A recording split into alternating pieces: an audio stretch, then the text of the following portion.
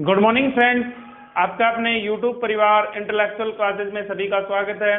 जैसा कि अपना लास्ट क्लास से चैप्टर चलता आ रहा है एरिया का, हम उसी से रिलेटेड आगे बढ़ेंगे। देखो, अपन लास्ट क्लास में बेलन करा, सिलेंडर करा। सिलेंडर का अपन ने वक्र पृष्ठ निकाला था, उसका आयतन निकाला था, उसका वॉल्यूम निकाला था और साथ ही उसके संपूर्ण पृष्ठ का क्षेत्रफल निकाला था। कल बेलन में एक जब बात या ठोस बेलन की बात कर रहा हूँ, जब सरफेस हार्ड सरफेस की बात कर रहा हूँ, जब खोखला बेलन हो, अपनी पाइप जैसा आकार का हो, तो उसमें क्या होती है, एक अंदर का सिरा होता है, एक बाहर का सिरा होता है। अंदर वाले सिरे और बाहर वाले सिरे के बीच में एक परत होती है जिसको अपन लेयर बोलते हैं। उस लेयर का भी क्षेत्रफल निकाला जा सकता है, उसका वॉल्यूम निकाला जा सकता है, उसकी रेडियस निकाली जा सकती है कि अंदर का क्षेत्रफल क्या है, बाहर का क्षेत्रफल क्या है, आयतन क्या है। तो अंदर से उसका वेट भी निकाला जा सकता है। तो इस प्रकार से बात करें खोखले बेलन की, सिलेंडर की, और जो बात हो रही थी अपने एरिया में और उसका वॉल्यूम, ठीक है। तब मैं बात कर रहा हूं सिलेंडर में बेलन की और खोखले बेलन की।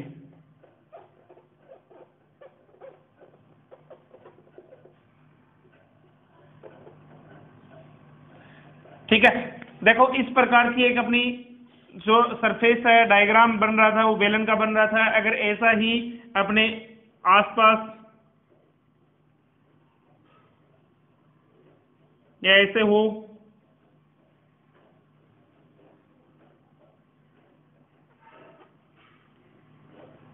ये वाली सतह और ये वाली सतह, अगर इसकी मोटाई की बात करी जाए, ये इसका बाहर का बात किया जाए, तो सबसे पहले बात एक ही है कि अगर अंदर से लेके बाहर तक पूरी रेडियस, बड़े वाले बेलन की रेडियस अगर आर है, तो छोटे वाले रेडियस की अपन ने त्रिज्या स्मॉल आर मान ली। इसका सेम एज इट इज अपन इसका सिर्फ इसी सतह का अगर क्षेत्रफल निकालना है, आयतन निकालना है। अगर सबसे पहले अपन आयतन की बात करते हैं, तो बड़े वाले का आयतन क्या होगा, पाई आर स्क्वायर एच, और छोटे वाले का आयतन क्या होगा, पाई आर स्क्वायर एच। बड़े वाले की अपन ने रेडियस कैपिटल आर मानी है, छोटे वाले की रेडियस अपन ने स्मॉल आर मानी है। दोनों के बीच अगर डिफरेंस, अगर दोनों को घटा देते हैं तो अपने पास क्या हो जाएगा, बाहर की सतह वाला आयतन आ जाएगा।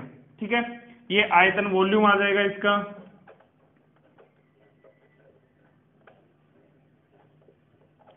जब बात इसके क्षेत्रफल हो तो बड़े वाले आर से, यानी कि अगर मैं पहले की बोलूं, पाई आर एच, पाई आर,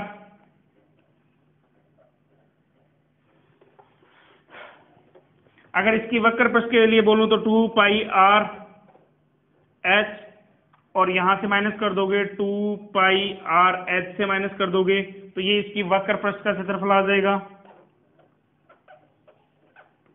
देखो, ये अगर मैं मान लूं कि बड़े वाली जो आर का मान है 21 सेंटीमीटर है और आर की वैल्यू है 14 सेंटीमीटर है, तो देखो इनकी जो बीच का जो गैप बन रहा है वो 7 सेंटीमीटर का है।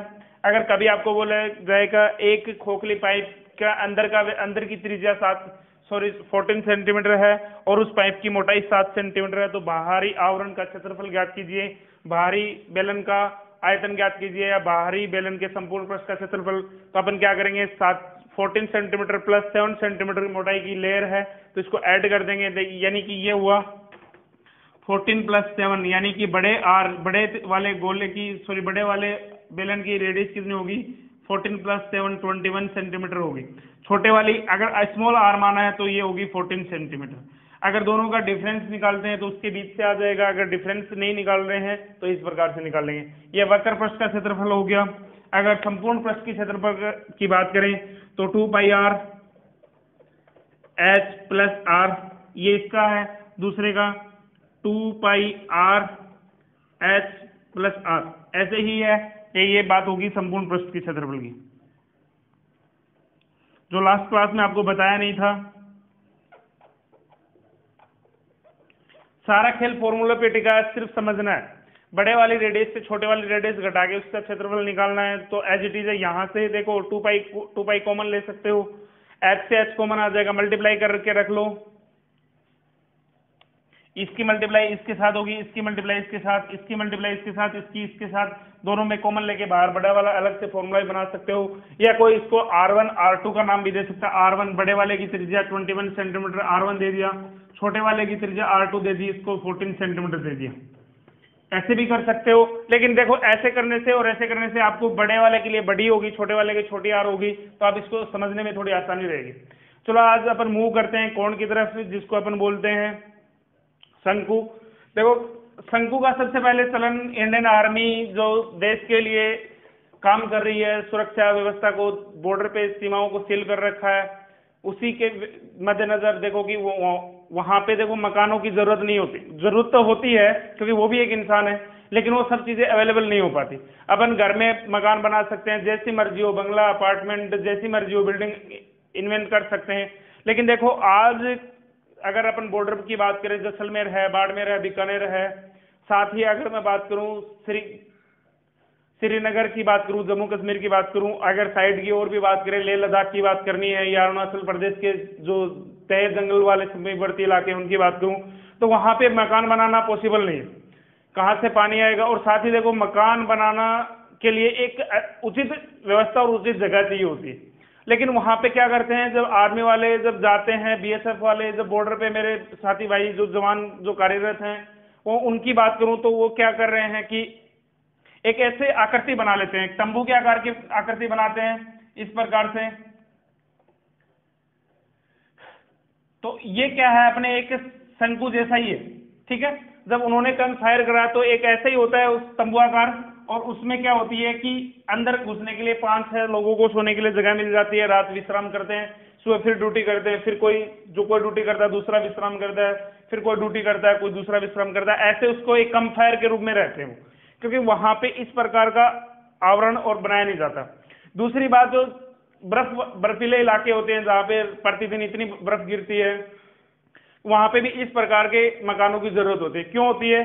क्योंकि जब बर्फ गिरेगी तो एक फ्लैट इस प्रकार से अगर मकान पे बर्फ गिरेगी तो मकान पे पूरी रात गिरने, पता नहीं कितनी बर्फ गिरे, ठीक है, तो मकान की छतें, वो जो रूफ है वो टूटनी शुरू हो जाएगी। हो सकता है कि आज नहीं है, लेकिन जब 6 से 6 मंथ लगातार अगर बर्फ गिरेगी, जम्मू कश्मीर की बात कर रहा हूं, तो 6 मंथ अगर लगातार बर्फ गिरेगी तो वो नीचे नहीं आ पाएगी और वहीं की वहीं इकट्ठी हो जाएगी, और एक दिन ऐसा आएगा कि वो मकान है वो धंस जाएंगे। उस आकार से बचने के लिए एक ऐसे संघवाकार आकृति बनाई जाती है जिससे यहाँ पे गिरी हुई बर्फ नीचे आ जाती है धीरे धीरे फिसल फिसल के, और इसके ऊपर बर्फ जमा नहीं होती। तो इसका सबसे बड़ा एडवांटेज है, जब कभी जोकर देखा होगा आपने, उसकी टोपी भी ऐसी होती है क्योंकि वो मजाकिया अंदाज में मजाकिया काम करता है उस हिसाब से, ठीक है, तो उसको तभी उसको जोकर बोला जाता है। साथ ही क्या है कि अपन शंक्वाकार की बात करते हैं तो इसके भी क्षेत्रफल होता है, इसका भी आयतन होता है, इसकी भी वक्र पृष्ठ होती है। सबसे पहले अपन बात करेंगे, देखो आपने त्रिभुज पढ़ा है, उसमें भी अगर आपने पाइथागोरस पढ़ी है तो देखो उसके हिसाब से आप समझ जाओगे बिल्कुल, क्योंकि एक दूसरा रूप है त्रिभुज का ही रूप है। त्रिभुज नीचे से बंद है, ये नीचे से इसमें एक वर्ग जोड़ दिया जाता है। देखो त्रिभुज की आकृति कैसी होती है, इस प्रकार की होती है। अब त्रिभुज नीचे से बंद है, लेकिन शंकु क्या है, नीचे से खुला हुआ है और उसके नीचे एक वर्ग जैसा कुछ है, और ये मैंने बना दिया शंक्वाकार है। ऊपर से वैसे ही है, लेकिन नीचे से क्या हो गया, इसको ओपन हो गया। यहाँ की जो इसकी त्रिभुज है वो सिर्फ एक डायग्रामेटिक व्यू है, लेकिन यह एक हार्ड सरफेस है। अपन इसके अंदर रह सकते हैं, अगर चौड़ाई में लगाया तो रह सकते हैं, सो सकते हैं, 5-6 आदमी आराम से अपनी रात सुख सुविधा जीवनी अपन कर सकते हैं। और होता है अक्सर इंडियन आर्मी में, मैंने अभी अभी एग्जाम्पल दिया, उसमें भी हो रहा है, साथ में बीएसएफ के भी कैंप हैं, इस प्रकार से सभी सिचुएशन चल रही है, ठीक है। तो इस प्रकार के जो, अब देखो कि इसका एग्जांपल, इसके नीचे लगा एक सर्किल लगा, इसके चारों ओर एक वक्र पृष्ठ जैसा कुछ है, और इसके अंदर जो चीज समाने वाली, ये तो ऐसे है जब आइसक्रीम खाने जाते हो तो वहां पे बोलते हो उसका कोण दे दो, मांगते हो नहीं मांगते कि भैया कौन है क्या, और आप आइसक्रीम वाला कौन ढूंढते हो। यहां तो आपने इसको ऊपर करा है, यहां आपने क्या करा है, इसके अंदर मटेरियल भी तो भरा है, और बड़े चाव से शौक से लास्ट तक आते हैं, और लास्ट तक यहां तक भी नहीं छोड़ते, तो वो होता है कौन। अब जो इसके अंदर जो मटेरियल भरा है वो इसके अंदर वॉल्यूम में भरा जाएगा, इसके आयतन में भरा जाएगा। जब इसकी चारों ओर की सतह की बात कर रहा हूं तो वो वक्र पृष्ठ हो गई। जब इसकी पूरे की बात कर रहा हूं तो बाहर की आवरण की तो हो जाएगा संपूर्ण पृष्ठ। चलो बात करते हैं इसके वक्र पृष्ठ का, सॉरी इसका, ये मेरा वो था बेलन था। अगर मैं इस आकृति से इसको काट दूं, बेलन को काटा है इस सरफेस में, क्या बन गया है,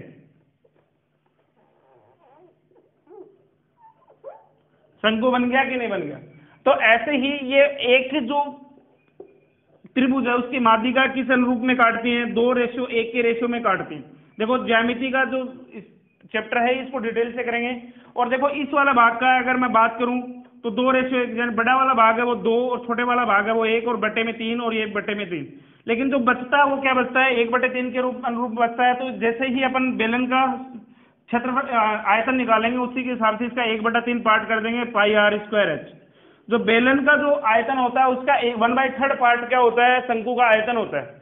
क्यों? क्योंकि देखो यहाँ तो पूरा है, बाकी ये हर बार कटता जाता है, कट रहा है। अगर मैं इसकी इस रूप की बात करूं तो ऐसा कुछ था, इसको मैंने एक कंची से इधर काट दिया और ये बना दिया, मैंने शंकु बना दिया। नीचे से खोखला है लेकिन ऊपर वाला सर्किल गायब हो गया, तो क्या बन गया अपने पास?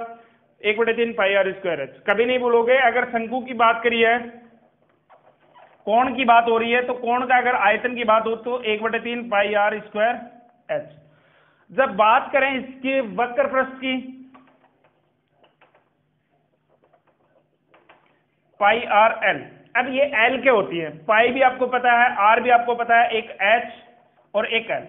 जब शंकु जितनी हाइट पे है उस सीधी हाइट को, जिसको लंबवर्तीय हाइट होती है, उसको अपन h बोलते हैं। और जब डालू सरफेस होती है उसको हम बोलते हैं तिर्यक ऊंचाई। ठीक है, जो ये वाली जो हाइट है इसको हम बोलते हैं तिर्यक ऊंचाई, डालू सरफेस। ये कैसे निकलेगी? जब मैंने त्रिभुज का बताया तो देखो ये 90 डिग्री एंगल है, ये मेरा 90 डिग्री एंगल है, यहाँ पे हो गया परपेंडिकुलर, ये हो गया मेरा बेस, तो ये हो गया मेरा हाइपोटेनिस। अगर मैं बात करूं इसमें l² = h² + r²। ये बात सभी को समझ आ गई होगी। चलो इनसे रिलेटेड 1-2 क्वेश्चन करते हैं। सबसे पहले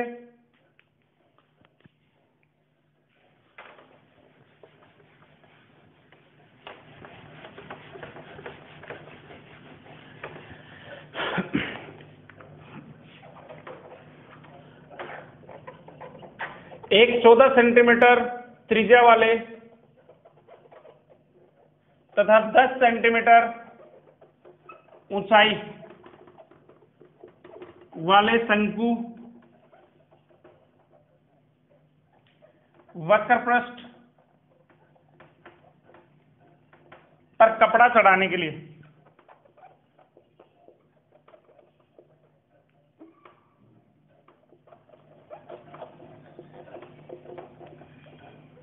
कुल कितना कपड़ा लगेगा?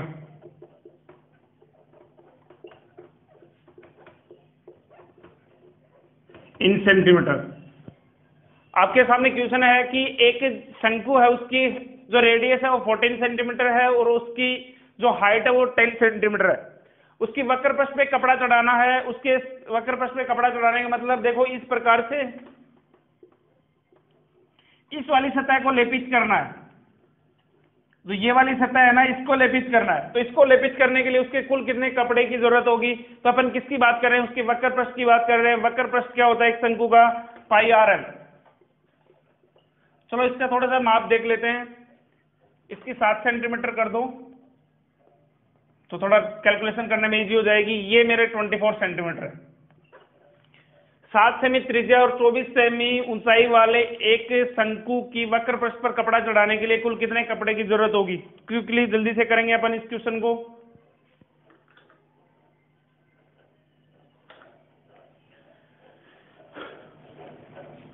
देखो इसका फॉर्मूला क्या बनता है? πrl। वक्र पृष्ठ की जब भी बात हो तो πrl होता है।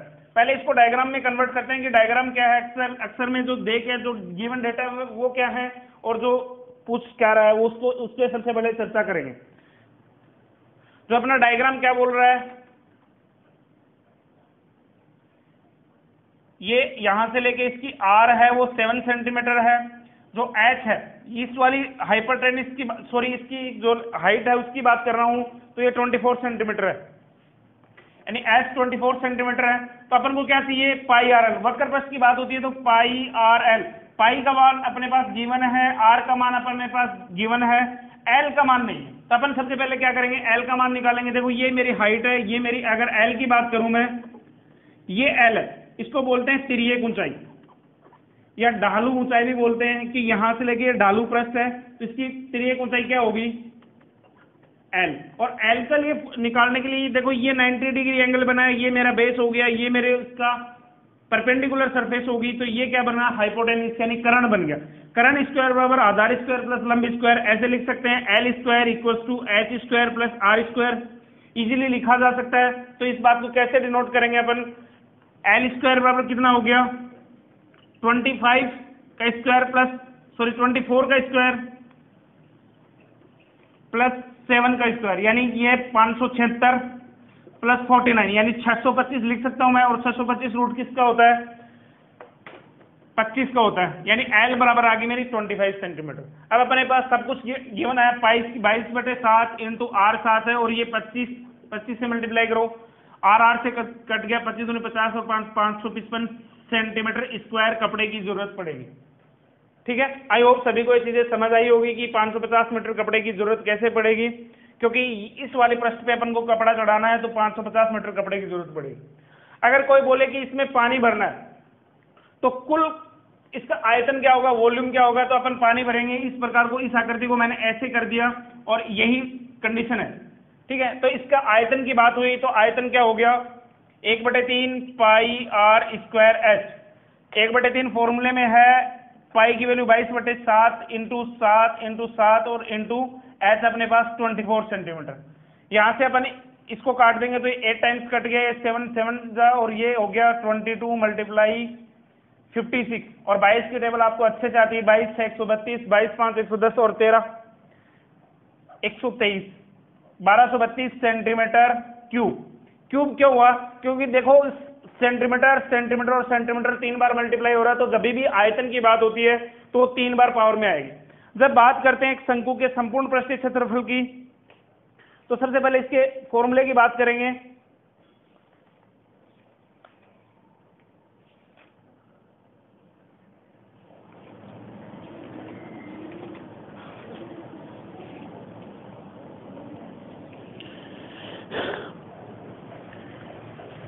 देखो वक्र पृष्ठ का आपको पता है कि वक्र पृष्ठ क्या होती है शंकु की,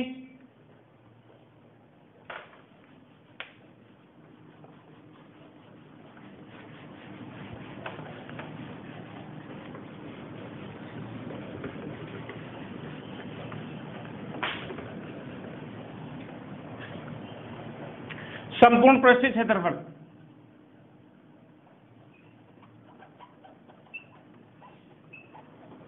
क्या होता है संपूर्ण पृष्ठीय क्षेत्रफल, जब वक्र पृष्ठ प्लस उसके नीचे देखो ये कंडीशन है, जब वक्र पृष्ठ ये है मेरी पाई आर एल है और नीचे मेरा एक सर्किल लगा है, सबको दिख रहा है, अगर मैं दोनों को जोड़ दूं, इसको भी जोड़ दूं और इस नीचे वाले सर्किल को भी जोड़ दूं, तो मेरा क्या हो जाएगा, इस पूरी आकृति का क्षेत्रफल आ जाएगा। पूरी आकृति में नीचे क्या है, सर्किल है, सर्किल कितना है 1 है, तो पाई आर स्क्वायर। अगर आपको वक्र पृष्ठ का पता है और नीचे सर्किल लगा है पता है, डायग्राम समझ में आ गया, तो आप संपूर्ण पृष्ठ का इजीली बना सकते हो। क्या हो गया कॉमन, पाई आर कॉमन ले लोगे, यहां पे एल प्लस आर, ये संपूर्ण पृष्ठ का क्षेत्रफल है। अगर संपूर्ण पृष्ठ के क्षेत्रफल की बात हो तो pi r l plus are, ठीक है। और जब इसकी बात हो रही है अपनी कि इस वाले फॉर्मूले के अकॉर्डिंग, तो इसका सबसे पहले अपन ने वक्र पृष्ठ निकाला, फिर अपन ने उसका आयतन निकाला, फिर अब संपूर्ण पृष्ठीय क्षेत्रफल की बात करते हैं, तो क्या हो जाएगा pi r l plus r, pi r l plus are.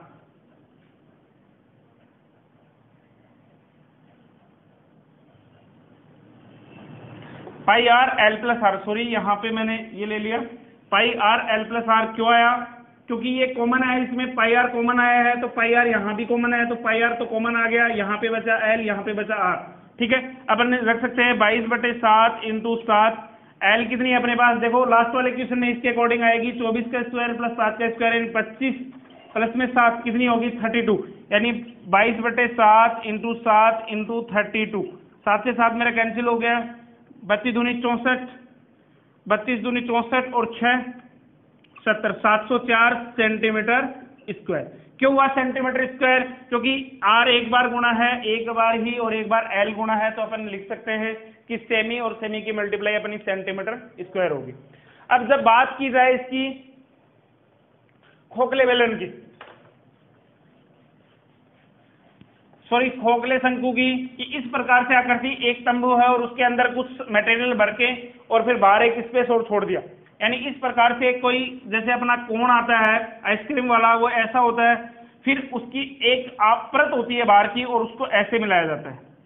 ठीक है, तो अगर ऐसी सिचुएशन हो तो यहाँ पे बड़ा क्या हो गया आर और छोटी क्या होगी स्मॉल आर, ये आर और ये बड़ा आर। ठीक है, तो यहाँ सभी चीजें कॉमन रहेंगी। जो चीजें अगर इसका क्षेत्रफल पूछा है या इसकी मोटाई दे रखी है, यानी मैं बोलूं कि आर मेरी 7 सेंटीमीटर है, इसकी मोटाई मेरी जो इसकी लेंथ है विड्थ है वो यहाँ से लेके यहाँ तक है, वो 3 सेंटीमीटर की है, तो बड़ी आर क्या होगी आर प्लस 3, इसकी विड्थ आ जाएगी।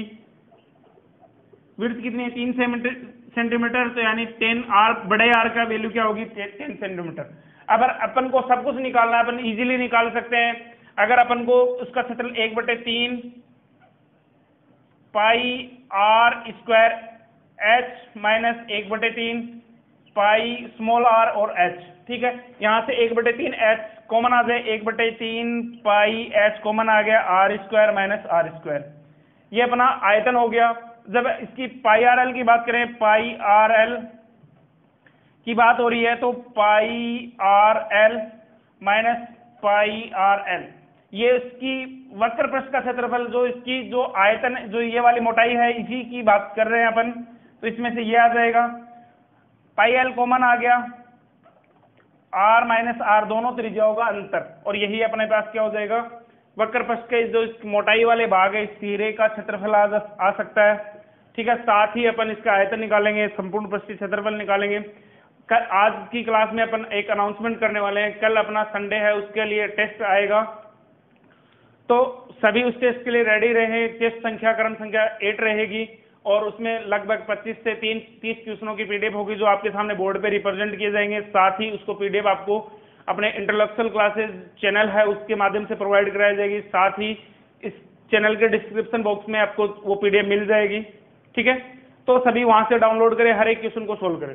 ठीक है, इसमें एक लास्ट पार्ट बचा है, स्पेयर का बचा है, वो गोले का बचा है, वो तथा इससे रिलेटेड एक दूसरे से एक शंकु को पिघला के, ठोस शंकु है उसको पिघला के एक गोला बनाया जाता है, एक गोले को पिघला कर शंकु बनाया जाता है, एक बेलन से पिघला के गोले बनाए जाते हैं। इस प्रकार उनके आयतन में परिवर्तन करना है, तो उस प्रकार से अपन देखेंगे।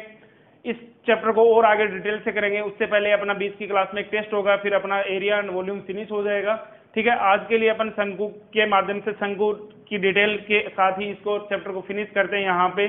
कल अपन इसमें टेस्ट करेंगे, उसके बाद नेक्स्ट वर्किंग डे की क्लास में अपन स्पेयर गोला करेंगे। ठीक है, आज के लिए इतना ही। सभी स्वस्थ रहे, घर रहे, सुरक्षित रहे, अच्छे से पढ़ाई करें। एग्जाम अभी लाइन अप नहीं है, लेकिन जल्द ही आपके एग्जाम का कोई भी नोटिफिकेशन आता है तो हम आपको उस नोटिफिकेशन के बारे में डिटेल से बताएंगे। साथ ही कैट कॉमन एलिजिबिलिटी टेस्ट के लिए जो भारत सरकार की जो अनुमति मिल चुकी है, तो उसके लिए भी सेम ही पैटर्न है। ग्रेजुएशन बेस के लिए 150 क्वेश्चन है जिसमें 4 सब्जेक्ट होंगे, और जो 12th स्टैंडर्ड के लिए भी 150 क्वेश्चन है, उसमें हिंदी कॉमन रहेगी और ग्रेजुएशन वालों में हिंदी नहीं रहेगी। एक बार उसको पीडीएफ अगर आपके पास नहीं है तो उसको डिटेल से स्टडी करें। साथ ही अपन जब भी मौका मिलेगा इस कैट के लिए और भी जो मटेरियल मिलेगा वो प्रोवाइड करवाएंगे आपको। सभी इसके लिए साथ ही प्रिपेयर रहें, कोई ज्यादा परिवर्तन नहीं आया। जैसे जो एग्जाम दे रहे हो आप, एसएससी के जितने भी एग्जाम दे रहे हो, रेलवे के एग्जाम, सिर्फ आपके एक लैंग्वेज जुड़ेगी, या वो हिंदी जुड़ सकती है या वो इंग्लिश जुड़ सकती है। ठीक है, तो ज्यादा कंफ्यूज नहीं होना, ज्यादा फ्रस्ट्रेट भयभीत भी नहीं होना है। सब चीज बस थोड़ा सा जो पढ़ रहे हो उसमें थोड़ा सा और डीपली घुस जाओ, अच्छी से मेहनत की जरूरत है और करो, क्योंकि फैकल्टी आपके सामने प्रोवाइड करवा रही है मटेरियल, तो आपको सिर्फ पढ़ना ही है और उसके एग्जाम में इंप्लीमेंट करना। ठीक है, आज के लिए इतना ही। अच्छे से मन लगा के पढ़े। जय हिंद, जय भारत।